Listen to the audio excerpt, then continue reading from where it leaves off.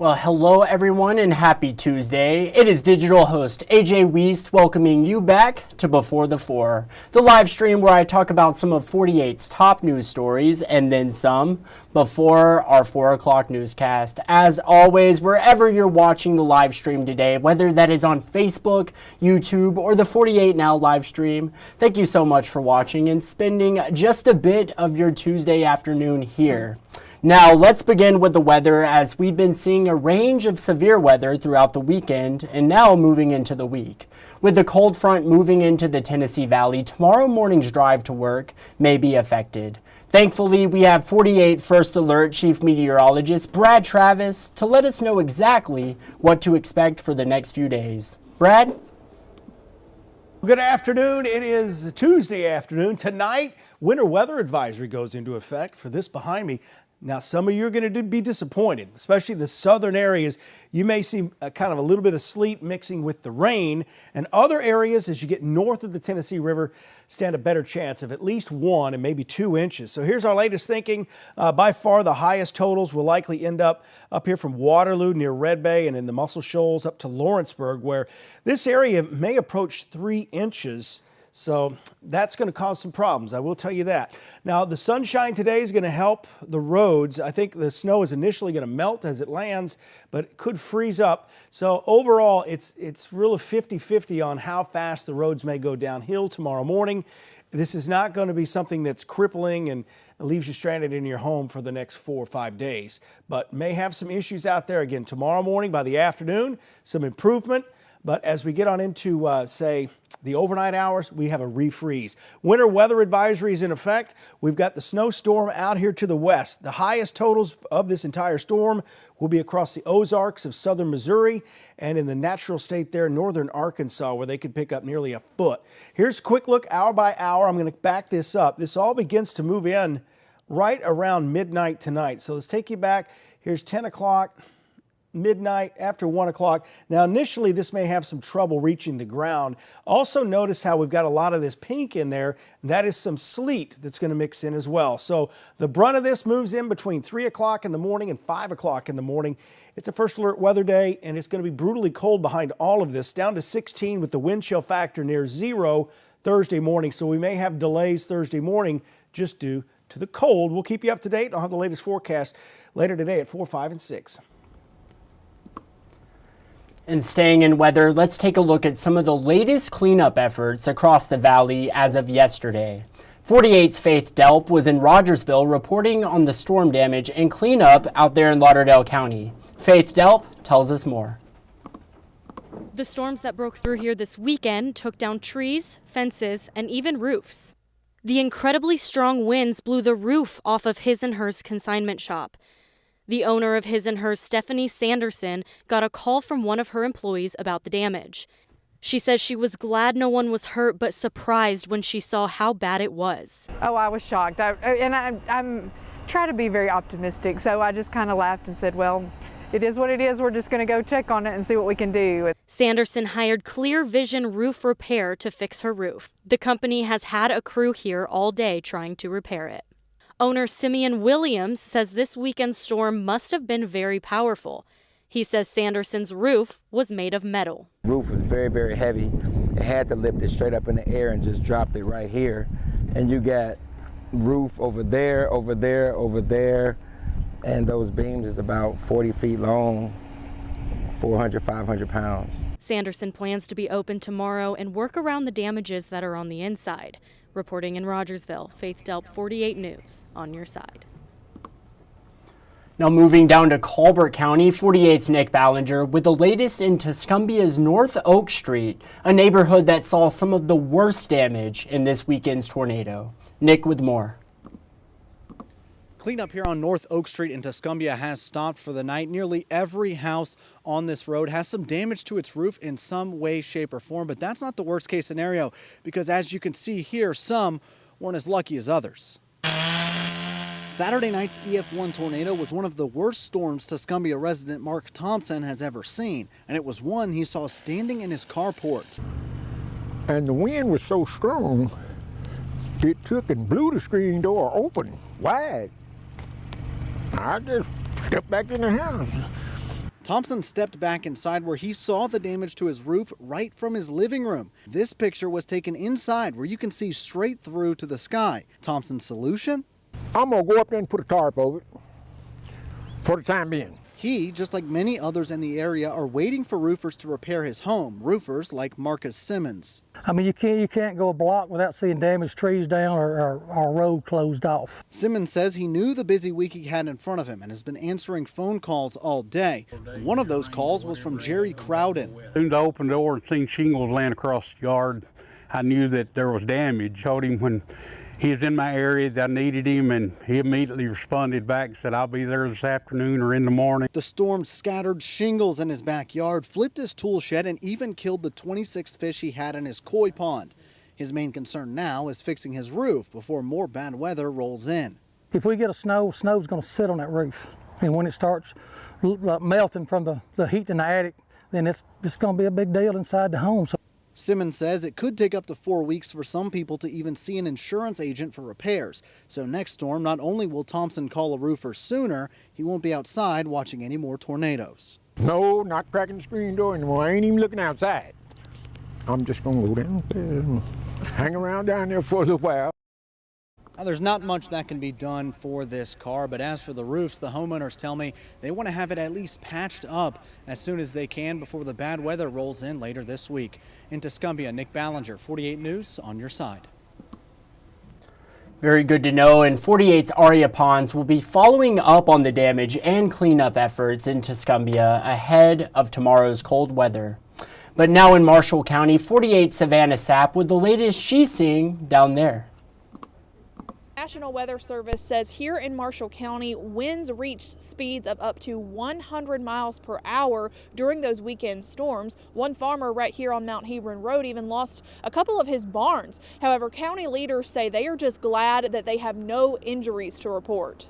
I spoke to the owner of this property on Mount Hebron Road, who says he was in bed Sunday morning when those storms came through. He didn't wish to go on camera, but tells me he could hear his home shaking as the sirens began ringing.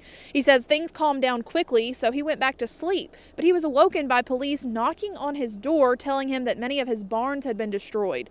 He says thankfully many of them were empty. Those storms also knocked a lot of trees down in this area. Mount Hebron Road is in Marshall County Commissioner Lee Sims' district, and he says crews are dedicated to making the road safe to travel again. The fire department's helped a lot, so we want to thank all the volunteer fire departments that came out. But they helped cut them up and get them out of the road, and tomorrow we'll start picking up and taking them and burning them. But big work starts tomorrow, getting everything up off the side of the road and out of the ditches. And Marshall County EMA Director Blake Farmer tells me that this area of Mount Hebron Road is really the only area that suffered a significant amount of damage during the weekend storms. And again, he is also glad that there are no injuries to report. Reporting in Marshall County, I'm Savannah Sapp, 48 News, on your side. Now in Athens, where police have now arrested the woman they believe is responsible for hitting and killing a man Saturday night. Officers responded to US 72 East and French Farms Boulevard near Walmart just after 10 p.m. Saturday.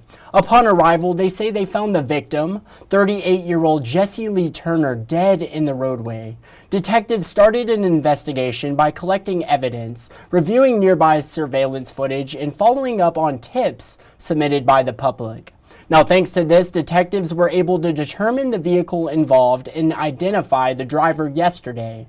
The vehicle was located in the Hazel Green area. The driver, identified as 38-year-old Kimberly Hirth, who you're seeing on screen, was located later that night and brought in for questioning. Hirth was later arrested and charged with leaving the scene of an accident with injury or death. Hirth has since been released from the Limestone County Jail on a $5,000 bond. Hirth had already been free on bond following an arrest on January 13th for possession of a controlled substance. A GoFundMe has been set up for Turner's family. But now in Huntsville, where a local high school student is making sure uninsured individuals in the community have access to medication. 16-year-old Odowi Goda is a junior at Randolph School. He collects a surplus of unexpired and unopened prescriptions to donate to free clinics in the area. Gada started the program called Donate Your Meds when he was a freshman in high school. Rather than letting those prescriptions expire, those clinics now leave their extra medications in a box for Gada to collect when it's filled. He then takes those medications to the Clinica Medica Mascati and Huntsville Community Free Clinic. In just 2 days, the program has already provided over $200,000 of donated medication and medical supplies to those who need it. And 48 Sarah Grace Kennedy earlier today spoke with the 16-year-old. Take a listen. Hear stories from my mom and then other staff there about patients who have more medications than they need. Meanwhile, at the CMM, I keep seeing patients who don't get all the medications they need. That is so awesome. And can you believe he is only 16 years old? A very, very impressive young kid there. But now, as we continue to celebrate Black History Month, we are putting Oakwood University's own Aeolian Choir under the microscope. A choir absolutely filled with history, and they were even featured on the 22-time Grammy Award-winning artist Kendrick Lamar's latest album, G&X, on the track Whacked Out Murals, which was performed at this year's Super Bowl halftime show. 48's Gina Bedinez tells us more. For almost 80 years, the Aeolians of Oakwood University have been delighting audiences and spreading the gospel through song. Jesus, Jesus, how I trust in. Around Alabama and around the world. They've done tours in Europe. They've done tours in the UK, also the Caribbean, different islands.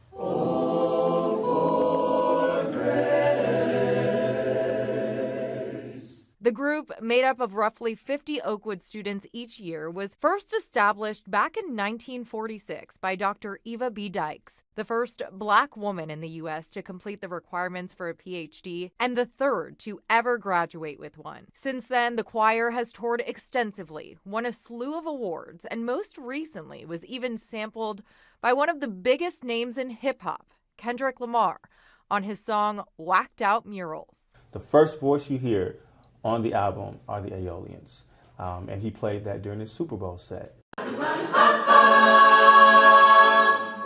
You sit beside people who are so talented and so gifted and passionate. It's like, man, I want to match their passion too. Current choral director Jeremy Jordan was once a member himself.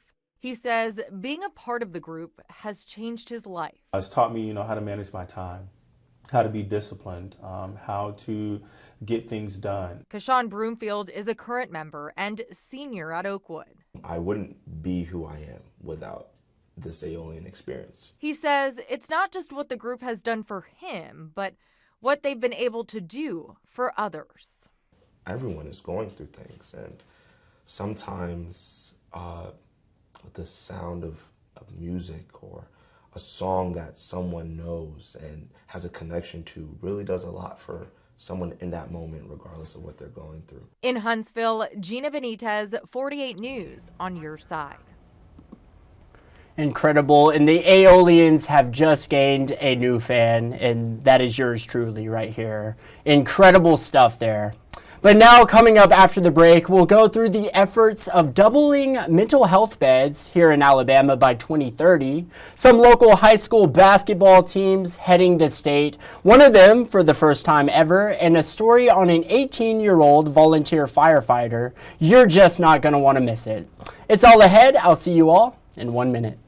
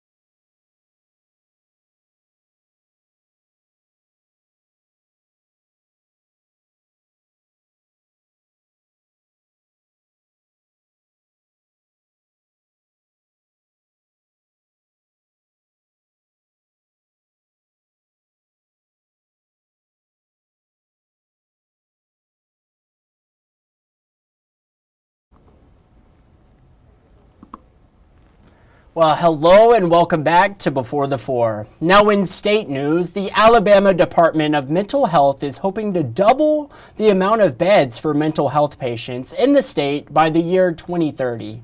Currently, there is an ongoing bed shortage for those patients. Jillian Brooks with WBRC has more on those efforts. Take a listen. Really getting people the treatment they need means they're not out on the streets having a negative engagement with law enforcement or having a negative engagement with family members. They're actually getting the care they need. However, there isn't always a bed for people in a mental health crisis to go to. Because so often now, people may be waiting at home for a bed. They may be waiting in another hospital setting where they need longer term treatment. That's why in the next 5 years, the state is hoping to double the amount of involuntary commitment beds available in the state. Right now, the state has 13 involuntary commitment beds per 100,000 people. The goal is at least 30 beds. And I do need to say that 30 beds per 100,000 is the minimum. In an ideal scenario, you would have 50 beds per 100,000. Commissioner Boswell spoke in front of state lawmakers earlier this month about seeing that vision come to life. And so it's really the first time that we've laid out to them and said, okay, you know, this is the number of beds we need. This is how much it's going to cost.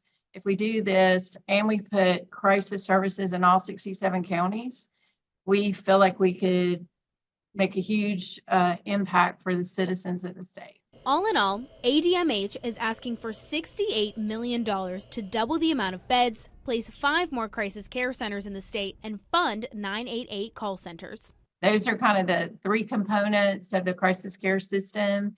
And we feel like if those services were available in all 67 counties for people who are willing to go to treatment, and then we have the commitment beds for folks who are under involuntary commitment, we could make some pretty significant headway.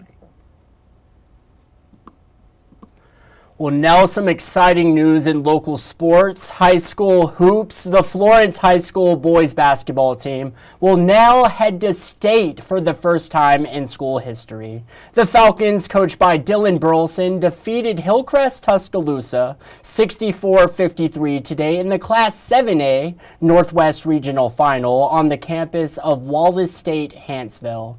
The Falcons guard Bryant James was named tournament MVP in the win, scoring a total of 18 points. Florence will play in the Class 7A state semifinals Thursday, February 27th at 10:30 a.m. in Birmingham's Legacy Arena. Congrats and go Falcons, of course. And now the Hazel Green girls are en route to defend their title. That's right, the Trojans defeated Hartselle in the Class 6A girls Northwest Regional Final today. The Trojans defeated Hartselle 25-15. Hazel Green has won 7 straight state championships and advances to their 11th straight basketball play in the 6A state basketball finals Thursday, February 26th at 3 p.m. Way to go. Now that is what I like to hear. That is for sure. Gotta love some high school hoops. But that is a good thing. Now let's talk about another good thing. Today on the good side, at just 18 years old, a Virginia teen is spending his days off putting his life on the line, volunteering at the local fire department. Ashley Hendricks introduces us to the young man already making a huge impact on his community. Take a look. There are some teenagers who are glued to their phones, keeping up with schoolwork and the latest TikTok trends. Then there are teens like Liam Laxton. I feel like being here, it helped me kind of grow up a little bit quicker. At just 16 years old, Liam says he was called to volunteer here. And this is our turnout jacket. I was going to work one morning and I flipped my first car, and Disputana volunteer fire department was who responded. And, you know, that kind of inspired me. It's been 2 years since then. That's my helmet. And that eye-opening experience is just a part of what keeps him here at the Disputana Volunteer Fire Department. It's where Liam spends his weekends and his days off from his other job. William Hedgepath, who has been with the department for 25 years, has found new hope in Liam's leadership. If you need someone to be there during the worst time of their life, you want someone like him there, because he's the one who'll listen to you and be there while they're waiting for the bad to get a little bit better. Hooks up right in there. He says Liam ran the most calls from this department last year, but what stands out the most is how he responds to emergency situations. And we need more people like Liam out here that takes this initiative and wants to be there for the community, because not enough people want to be there for their community during times of trouble. 26-year-old Shania Inge is the fire captain here. She agrees Liam's impact is undeniable. We were kind of dwindling off on having younger members. Myself and a group of about 6 other guys before him were the youngest people. But in just 2 years, Liam has already recruited 7 volunteers to join the front lines. He came in knowing that he wanted to take this seriously, which is pretty seldom, far few between for kids. For Liam, what he does is a part of the job. I don't feel like I've done too much special. This is what I do. I enjoy it. But it certainly doesn't hurt to recognize those who volunteered their free time to save lives. For 12 on Your Side, I'm Ashley Hendricks. An awesome story there, and a special thank you to any volunteer firefighters here in the Tennessee Valley watching right now.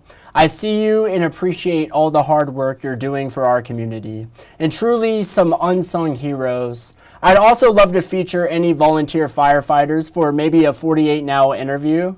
If you are one, just email me at aj.wuest@waff.com and we can set something up for sure. But now let's head into the stories you're just not going to want to miss coming up in our evening newscasts.